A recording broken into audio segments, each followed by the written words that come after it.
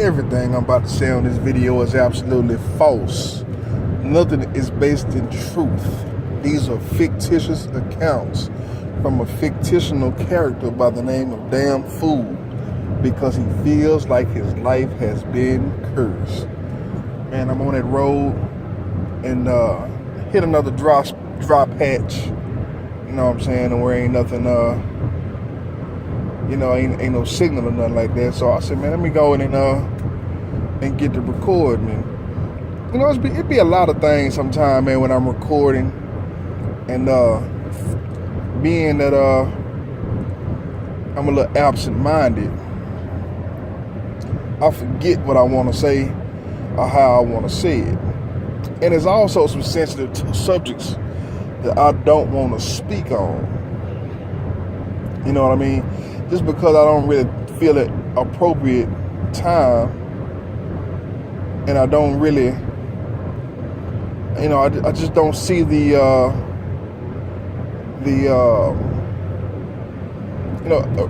as we drop in these chronicles, as we're chronicling, so I like to call it,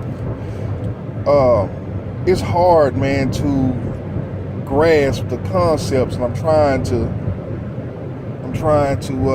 walk you through and keep it on a level to where you can say, I can see how that happens. And maybe I'm giving up a little bit too much game. You know, this right here ain't nothing, you coached in, you know what I'm saying, or nothing like that. And at the same time, I'm kind of like, trying to tell my own story. You know what I'm saying? And my story could be a drop in the bucket in the grand scheme of things. I mean, we all know this. But in my life, it's the biggest thing in the world. And what's so funny is in so many people's lives, it's probably the biggest thing in the world as well. The only way that I could even do this is if it wasn't, a certain level of intelligence has found a way to communicate it to me.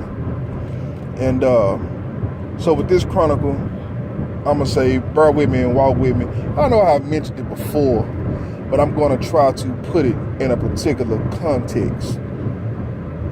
And to say why the movie Birth of a Nation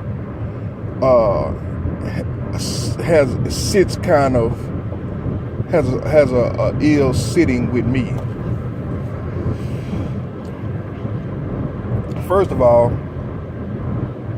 I like to say I support the movie. I don't know about wholehearted, because like I say, man, we living in a world where there's a lot of smoke and mirrors. Nothing is as it seems. And, the guy could be, just a innocent guy who took his money and made a movie, or that could have been his orders. I kind of see, since I'm telling you, man, that, that people have been staging Damn Fool and upstaging Damn Fool as well.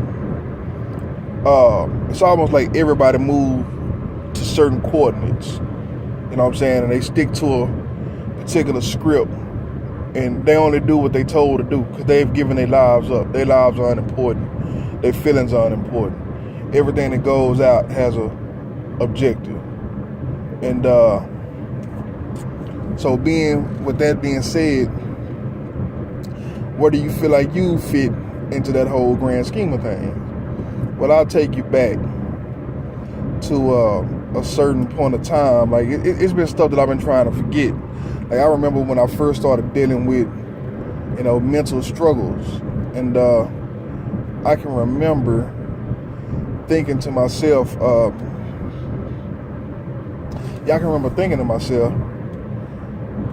hey man, it feels like somebody put something in my drink and poisoned me. You know what I'm saying? And so the question would be, what would make you think something like that? And I used to have this partner, man, a little playmate, you know what I'm saying, back in the day, that, would just tell me all these wild stories about people putting stuff in people's drinks. And, just all kind of wild stuff like that. Let me come up to this toll bridge, man, and put this work in. Hold up. Yeah, I had a playmate, man. Like I say, playmate. I would use terminology like friend, best friend, partner. 'Cause me and this dude share a lot of intimate time together. But friends, you know, friends don't have ulterior motives, man. Don't treat people in particular ways. So with that being said, my partner would just tell me all these ill stories, man. And the stories, they would be, I'm the type of guy, man, that pretty much just laugh at anything. You can tell me something at face value, and I'll laugh, even if it's a serious topic. I'll laugh. You know what I'm saying? It's just kind of a coping mechanism for life. You know what I'm saying? I laugh at anything, man. And maybe that gets mistaken, you know what I'm saying, for, having, and I do have bad taste. I have horrible taste, man. You know what I'm saying, in certain shit. So I laugh at stuff that's not necessarily funny. You know what I'm saying? But, and I also had this attitude that, man, as long as a motherfucker ain't doing it to me, I'm really not, I support my friends. It's just the attitude that I had growing up. You had to have those kind of attitudes, man. Everything around me and everybody that was around my immediate circle all had their own hang-ups. You understand what I'm saying? I don't even know what mine. I probably had my own too. I probably wasn't no different than everybody else, but everybody had their own hang-ups. So the thing was, sometimes, man, you just accept your friends as who they are at other people's expense. You know what I'm saying? But I never put myself in a victim's shoes. Usually you just look at it like you can handle yourself. You're a big boy out on these streets, man. However things happen, you can cleverly get your way out of any situation, even if it results into the ultimate, the ultimate results. So, with that being said, my partner used to just tell me shit like, just to mention certain stuff to me, right? When I started feeling like somebody put something in my drink, I said, man, the only person that even knows something like that would be, my partner. And I would throw it to the back of my head, man, and I swear, I just say, you know what, man, I won't drink nothing else with the cat no more. And so fast forward, and I would, maybe I'm pretty sure I'll rehash. I done tried to tell the story before, but I keep drawing a blank when it gets time to tell it. But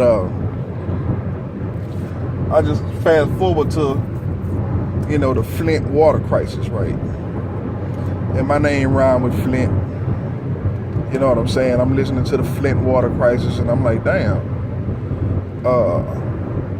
That's a sad case, right? It's around the time when everything started talking to me.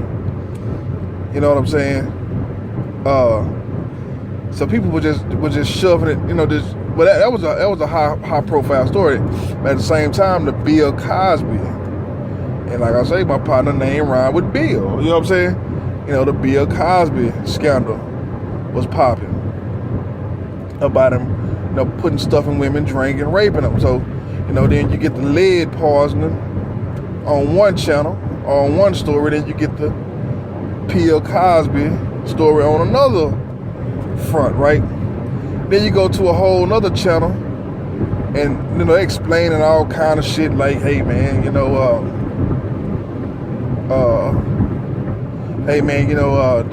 the reason the penis is shaped the way it's supposed to be shaped is so, it can go inside a vagina and plunge the old semen out and inject this new semen in. So, the penis is designed to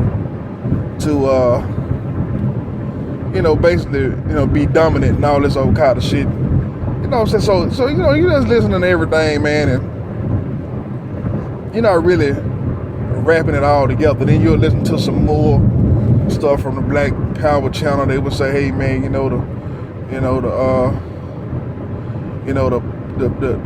the pop secular whatever woo or the white man or whatever, and take your wife and make your wife look at you like a punk and all this old particular type of stuff.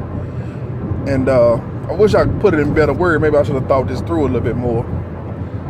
But at the same time, you know, the little friends in my circle was starting to act a little strange. You know what I'm saying?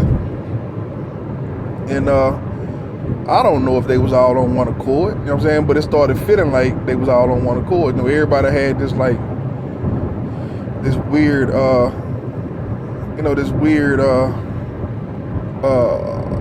thing. Like, you know, basically you could tell when motherfuckers being disloyal to you. And that was the vibe, you know what I'm saying, that I was getting, you know what I'm saying, from everybody. Now, mind you know, ain't nobody, and that's one thing, I'm a pretty distant person, so I ain't really holding nobody to being loyal to me. Whether, you know, it's my female friend, my homeboy, you know what I'm saying, that we talking about being business partners or whatever. I'm from the show me state. I'm like, let's show and prove. So as long as you showing me that you 100 with me, I'm gonna show you I'm 100 with you. But when the situation started flipping and started getting a little bit uncomfortable, I said, hey man, it started fucking with my subconscious. And later, you know, it started coming together as, you know, these stories started piling up, right? And I remember, man, listening to Bill Cosby's lawyer. You know, the black lady was getting up and she was talking about how, you know, she was just talking about the case, man, and how sincere some of the women was or whatnot.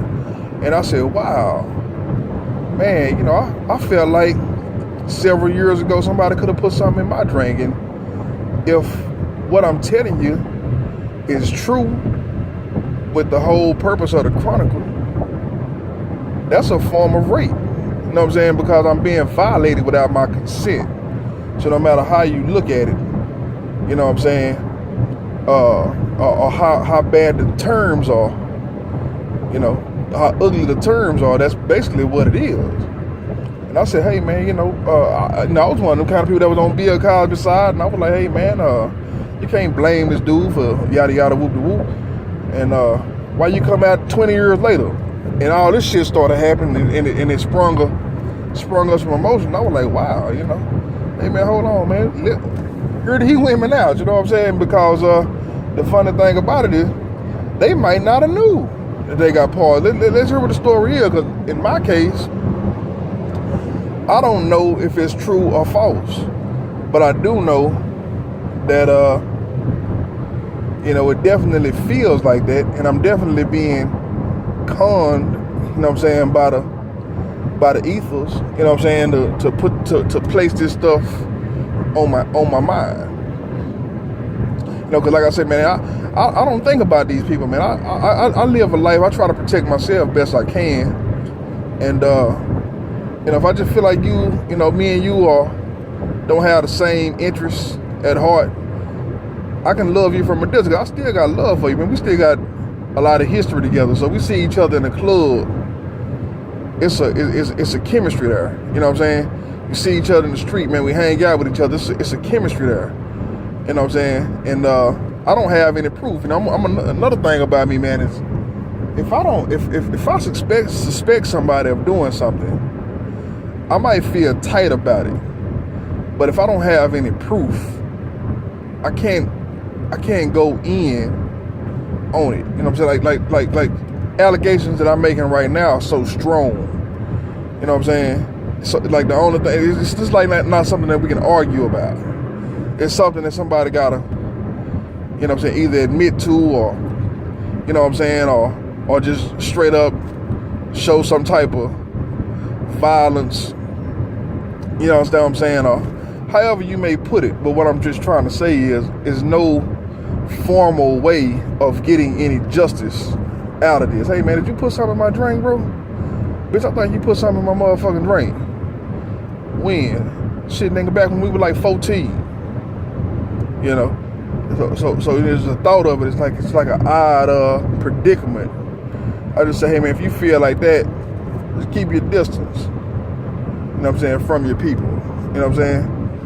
And it is what it is. So anyway, I say, hey man, you know, try to be a little sympathetic toward the victims. You know what I'm saying? Because they may have something, might be on to something, or this might be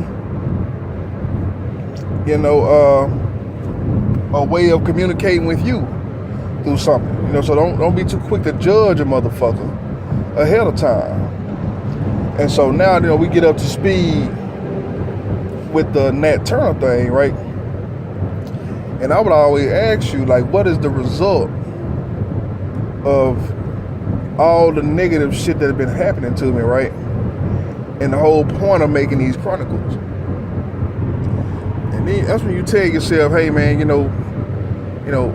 I hate to make assumptions, because every assumption that you make is super narcissistic, and it put yourself in a place so far beyond everybody else in the world.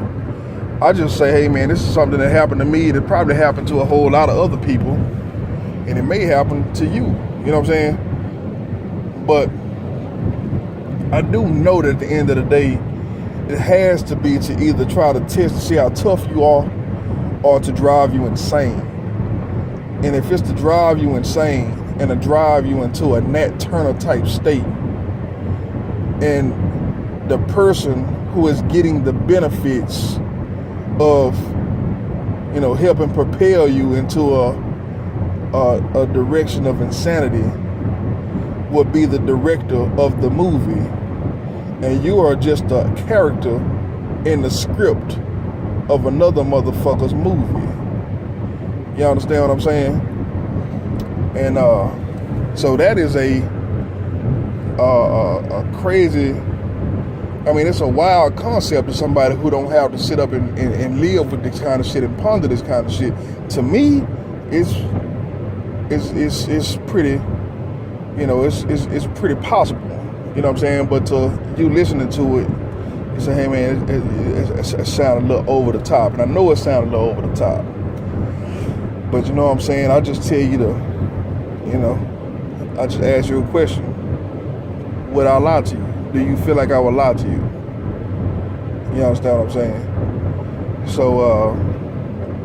So it's another case, or another little breakdown, a little micro breakdown, where I tell you, man, it's hard for me to break down a movie as a movie, and as a movie as a whole. You know what I'm saying? Because there's so many little small intricacies that I see in the movie that plays out in a damn Fool Chronicle, that I would have to get past chronicalizing it before I can look at it from a worldly view. You understand what I'm saying? And to look at it from a worldly view,